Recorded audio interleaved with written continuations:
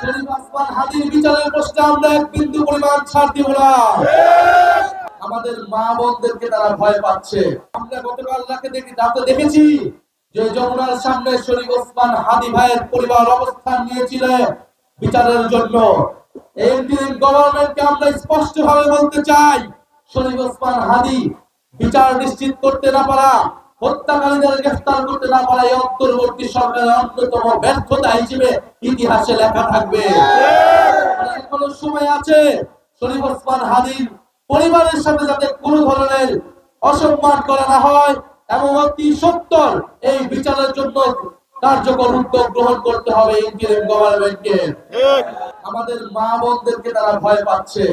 হিরন আরো mineral water মাত্র 50 পয়সায় প্রতি লিটার। কারণ আমাদের মা বোনরা, আমাদের মহিলারা 11 দলের পক্ষে গণজোয়ার তৈরি করে ফেলেছে। আমাদের ভাইদেরকে অত কাজ করতে হয় না, আমাদের মা বোনরাই ঘরে ঘরে গিয়ে 11 দলের পক্ষে গণজোয়ার সৃষ্টি করেছে। আমাদের তরুণ সমাজ গণজোয়ার সৃষ্টি করেছে, ফলে তারা সেই গণজোয়ারকে ভয় পাচ্ছে। আমাদের মা বোনদেরকে তারা টার্গেট করছে, তাদেরকে আক্রমণ এবং হেনস্থার চেষ্টা করছে, প্রচারণায় বাধা দিচ্ছে। আপনাদের ঢাকা আসনের প্রার্থী, একজন নারী প্রার্থী দিলশানা পারুল, তিনি প্রবাস থেকে চলে এসেছেন গণ অভ্যুত্থানের পরে। কারণ তার কাছে মনে হয়েছে যে বিদেশের জীবনের থেকে এই মুহূর্তে বাংলাদেশের জনগণের, ছাত্রদের পাশে দাঁড়ানোর অন্যতম কর্তব্য।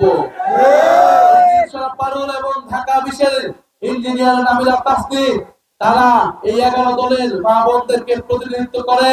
তারা মা বোনদের সম্মান, অধিকার এবং নিরাপত্তা নিশ্চিত করার জন্য লড়াই করবে ইনশাআল্লাহ। আপনারা তাদেরকে জয়যুক্ত করে তাদেরকে সংসদে পাঠান। ইনশাআল্লাহ আমরা বাংলাদেশে যে ইনসাফ এবং নারীর মর্যাদা প্রতিষ্ঠার জন্য ঐক্যবদ্ধ হয়েছি, সেটা সম্ভব হবে আগামী বাংলাদেশে।